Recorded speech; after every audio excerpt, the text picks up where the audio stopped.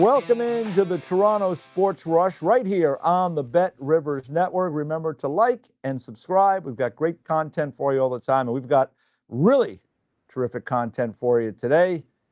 The coach of the Anaheim Ducks, Joel Quenneville, four-time, I believe, Stanley Cup winner, 3 times as a head coach, 1 time as an assistant coach. Is that correct? Yes. Yep. All right. I don't like to fool with Cup winners. I don't like to get the wrong numbers. So 4 Stanley Cups, 3 of them with the Chicago Blackhawks as the head coach, 1 as an assistant with the Colorado Avalanche, coach of the year with the Blues in 2000, I believe that was. And, Q, most importantly, the second-round pick of the Toronto Maple Leafs back in 1978. I just was up in Windsor. I saw your banner up in the ceiling there. They got the nice picture of you there. And, when you were playing with the Windsor Spitfires. Joel Quenneville, the coach of the Ducks. How are you? How's the summer going? I'm doing great, EJ. Good to see you and good to talk with you. I know that haven't talked much hockey here over the last little while, but we're getting close to that time now. And all of a sudden you start calling some coaches and everything seems to be coming in order. Start to think of training camp, rosters. So it's nice getting back in that mode. All right. I got a lot of questions for you. And I got some questions about your time with the Leafs, the first team that you were part of in the National Hockey League, as I said, drafted in the second round back in 78. But I do have to ask you first, I mean, the Ducks were in the news this summer when Leo Carlsson signed the offer sheet with the Flyers. The Ducks subsequently matched, so you've got your star centerman back, albeit at a pretty expensive number. But for you as a coach, when you get the news that happened, what was the first thing you were thinking about? Well, he's sitting there. Okay. Anyways, it's a players get in positions sometimes where they got an opportunity to make I don't want to say a score, but I mean he had a terrific year. Timing was right. He got a great offer, and we're in a position where we have to keep him. And I love the player. Obviously, I just look at it like, hey, we're moving forward. We got a lot of really good young kids that have a lot of upside as well. And, we don't want to let it stunt our growth. I think right now we still think that we might be in a little different position than we're in before, where we're making all hockey decisions. I think sometimes you got to make little hockey decisions with a little business next to it. And I think all the teams I've been with, we've always been in that position where that's always part of it. If you want to be a top team, you got to make sure that you're compliant with the cap, and that always makes it a little more challenging. Did you think at any point that the Ducks would not match? I from the get-go, I think there was a weekend there where we had to they had to look at all the options, and at the same time, not being there or being there, I still think that I think the not was never really a part of it. Yeah. As a coach, Q, obviously you're worried about having the good players there in front of you on that bench to play. And I know I've talked to you in the past. You really have been very, very impressed with Leo Carlsson, as most people are. He's a legit number 1 center in a 32-team league where there's, you go through it every year. There might be 12 or 14 really legit number 1 centers to kind of build your forward lines around. And he is, to me at least, he is one of those guys. I'm sure there was some concern, but you're probably thrilled that at least you don't have to worry about him not being there.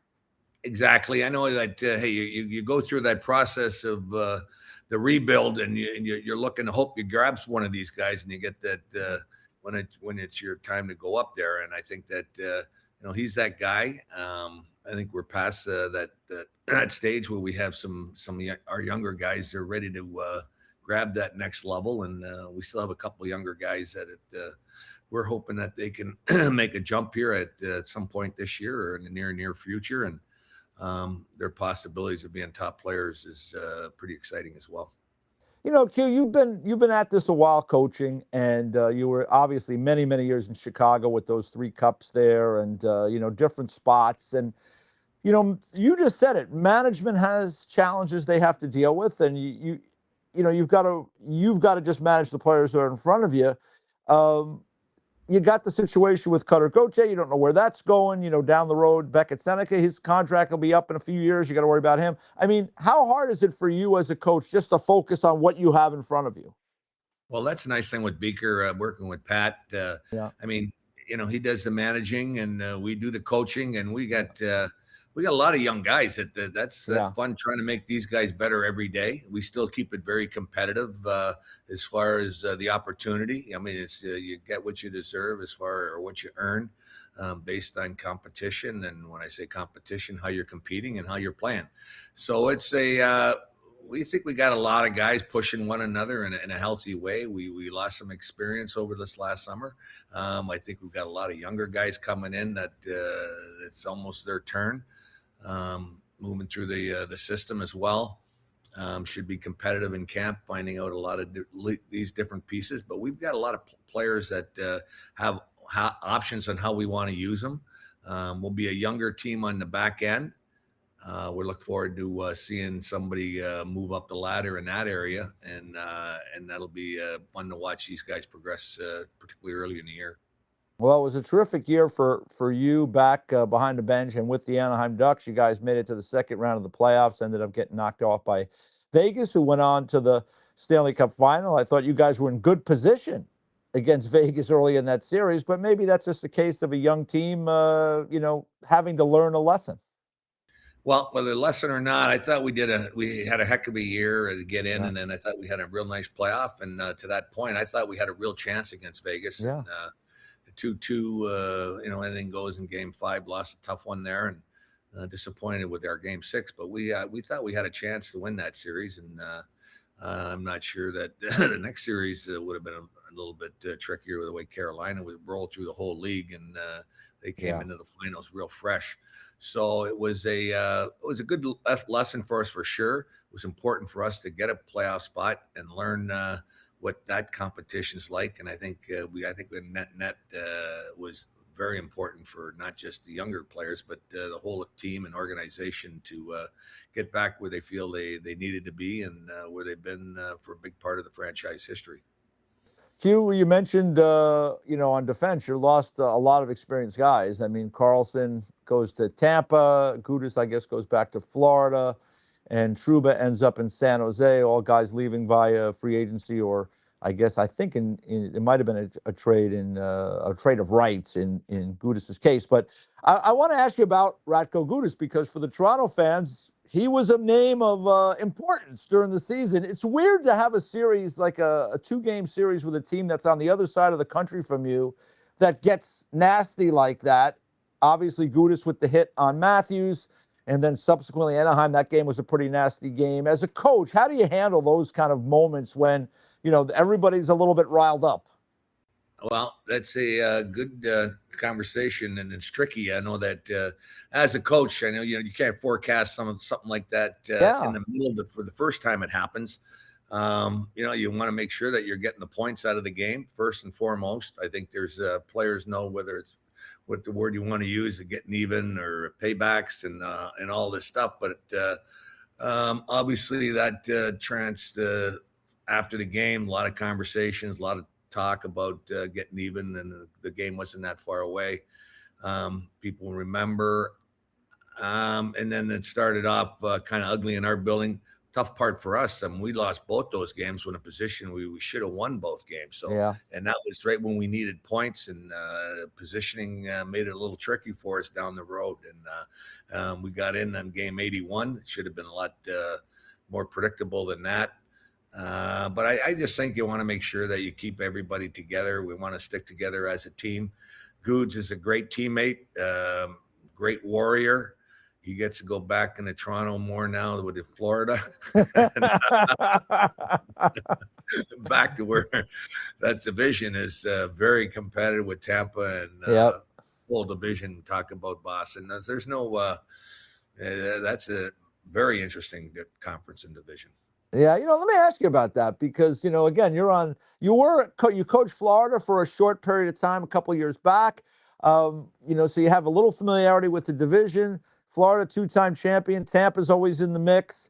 Toronto had the down year last year, but they've made a lot of moves trying to get back into it. Boston always seems to find a way. Montreal is way better. They had a really terrific year last year. Ottawa has been in the playoffs the last couple of years. Buffalo was way better. I mean, that's a bear in that division. It is, and I think Detroit wasn't mentioned, and they're thinking that it's their turn. So it's that's how close or competitive or challenging that division was. Florida had one of those years, coming off winning cups where they had all these injuries and couldn't get traction, and don't think they're not going to be ready to go this year. So that's going to be ultra competitive right from the get go. Tampa, is always going to have a good team, and across the board, I mean, everybody's younger and getting better. But you name every team, and every single team thinks that they're going to make the playoffs, or that's their motivation at the start of it. So, I think we got not just watching other divisions, but I think we can talk about our division too, where everybody thinks they're getting better as well. So it's across the league. I think when we're starting this year, talking about parity, I think the last couple of years, I don't think it's ever been closer than it is right now. And everybody really thinks that, we're not just going through the rebuild. There might be a couple of things that might look like that to some people, but they still believe that they can get off to a good start and they get a chance. What do you think about the Leafs in particular? And again, I know you watch all these teams. I'm sure you know Jim Hiller, who coached out in LA and has been around a while. They made a lot of changes. I mean, what do you think about teams like that when they make changes, when they've had a bad year, when things didn't go right? Do you worry about teams like that from a competitive standpoint, that you're thinking, hey, they're going to be dangerous this year because these guys are all going to be jacked up? Oh, we didn't talk about them when we were going through some of the teams, but they certainly did change a little bit, not a little bit, maybe a lot of it, about not just what's going on the ice, but their whole staff and management and their team. And I should say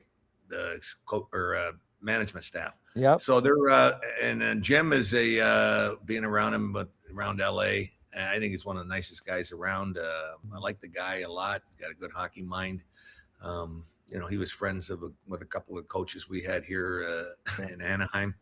But I expect him to go out there and and he's been around there. He was around there with all those top guys. He think he's familiar with those players.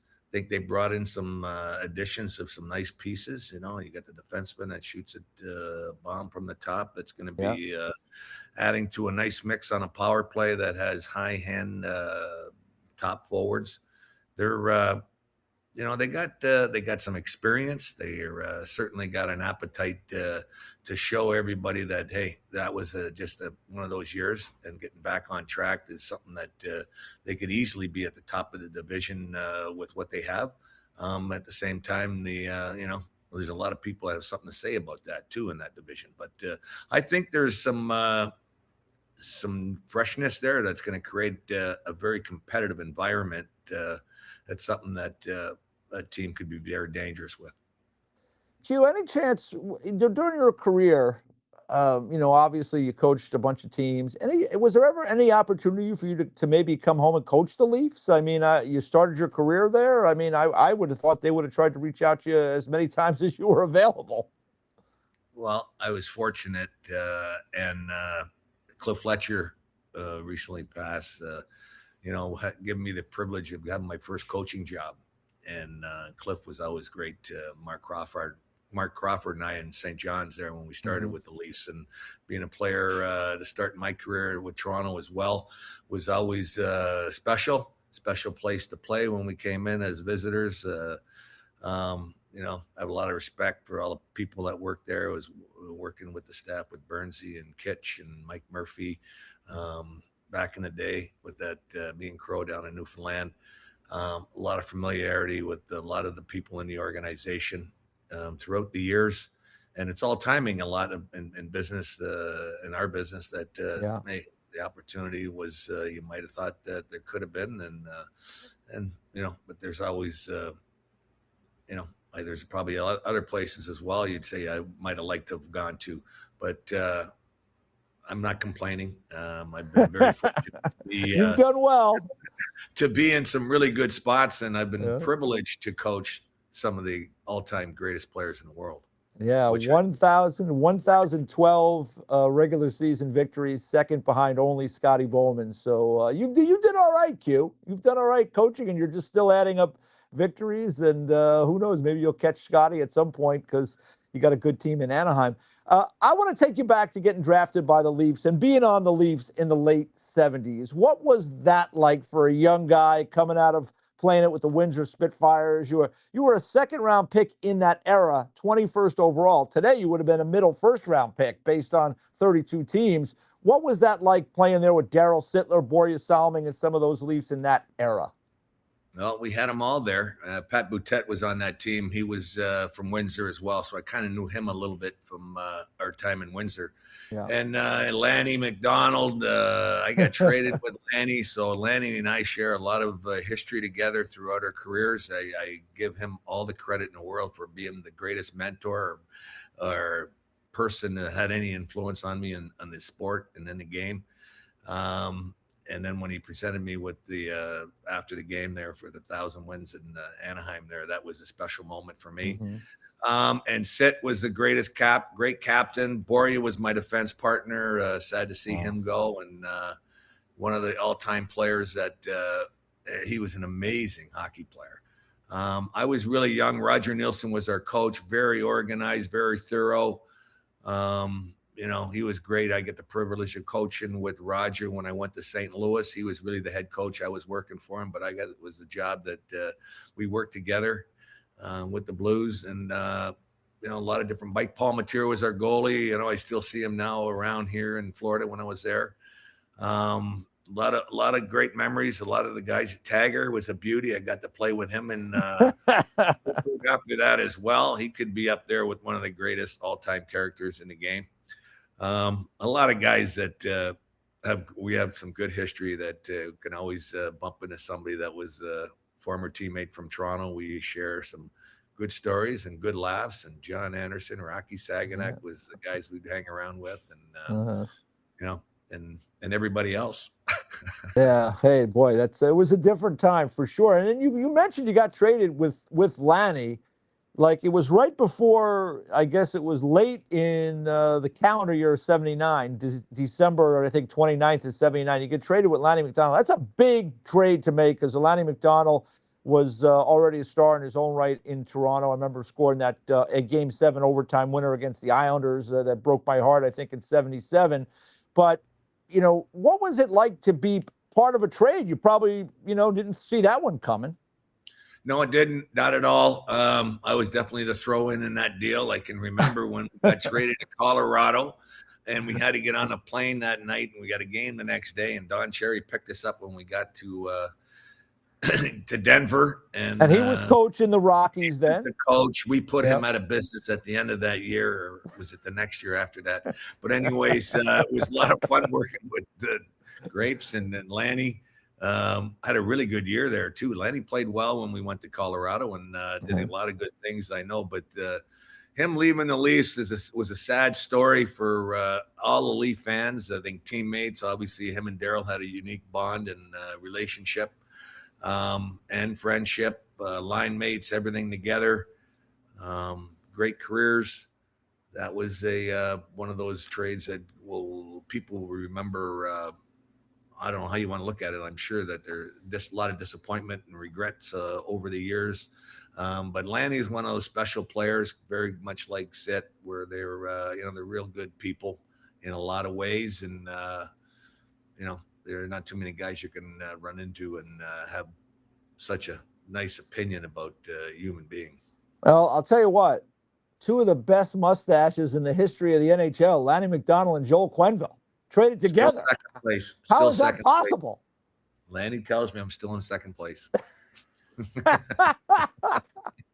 It's funny because when I saw your banner in Windsor, it's a picture of a young Joel Quenneville, no mustache. I was like, who is that guy?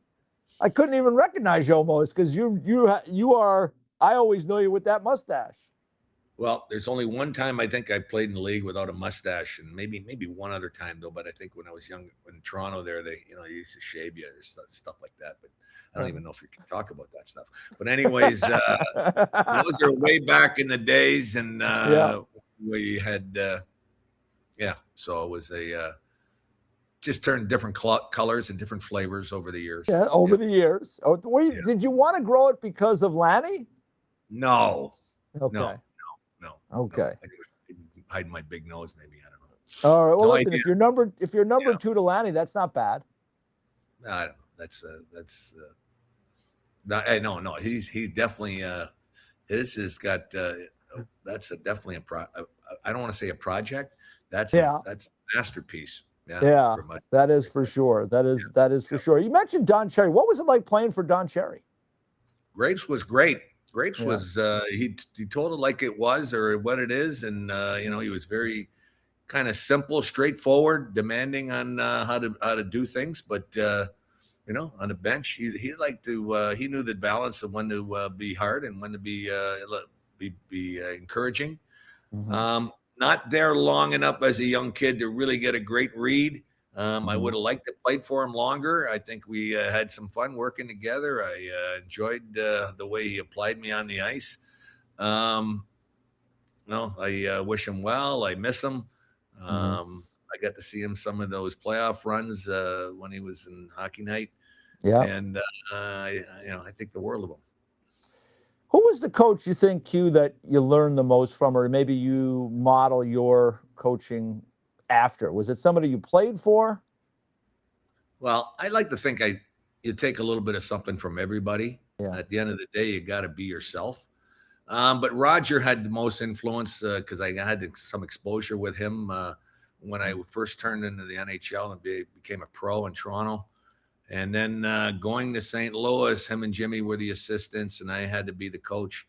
Roger showed me all the things, so many little details about what coaching's all about, little things you should be doing, how do you address the team, practices, the organization with the prep, how we changed lines, how we worked the benches. So many little things, the technology with Roger being Captain Video and all that. Yeah. He broke the game down to more than just a science. So bright, so beyond his years. And, we miss Roger extremely, it was almost like your dad. I mean, I'd come in and Roger would have everything organized and ready to go and one step ahead. And basically he was a mentor for me when I went to St. Louis for sure. And had a lot of respect for him when I played for him in Toronto. All right, Q, last thing for you, and I'll let you get going with your day is, you've coached a long time. You just mentioned you played for Roger Nielsen, you played for Don Cherry, you played for a number of different guys. The world has changed. The game has changed. People have changed. What has changed the most for you? Now you're in Anaheim, but you've been able to still have success. You had a great year with Anaheim last year. What is most important for a head coach now here in 2026? I think you want to make sure that everybody knows their role and job description and you visit with it. Today's players ask the question, why? Our era, you don't ask that question, you just did it. And sometimes you got to be, a little bit more patient with the process. But we like to do things in a positive way, constructive way, and reinforcing each other on a daily basis, knowing that there's something to be gotten out of every player coming to the rink. And, I think that helps with the camaraderie, which is important. We like to have fun, and we feel that winning is fun, and the harder you work, the more fun you're going to have is kind of basically our slogan.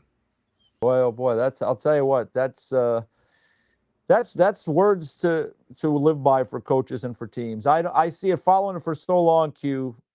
You have to have an element of fun, and obviously winning is fun. But if you don't have that, it's a long year. Boy, I mean, I don't have to tell you, it's a long year if you're not winning and you're not having fun of some kind. We had a lot of fun. Our coaches last year too. We had a new group for myself. We had 4 or 5 new guys to work with, and we got along well, and we had our fun. And I think our meetings turned out to be some way right comical sometimes. And I think the boys appreciated that at the right moments. Yeah. Thing that kept everything in perspective. All right. Well, listen, Q, I appreciate all your time today. I know you're running around during the summer. You got the pickleball going. You got a little golf going. You're running around. So we appreciate the time here. Joel Quenneville, the head coach of the Anaheim Ducks, second all-time wins leader as a head coach in the National Hockey League, four-time Stanley Cup champ. Coach, good luck this year with Anaheim. I'm sure I'll be talking to you. All right, great. Look forward to it, EJ. Thanks for having me. All right, Joel Quenneville right here on the Toronto Sports Rush, brought to you on the Bet Rivers Network. Remember, like and subscribe. I'm EJ Hradek. Thanks so much for joining us today. We'll see you soon.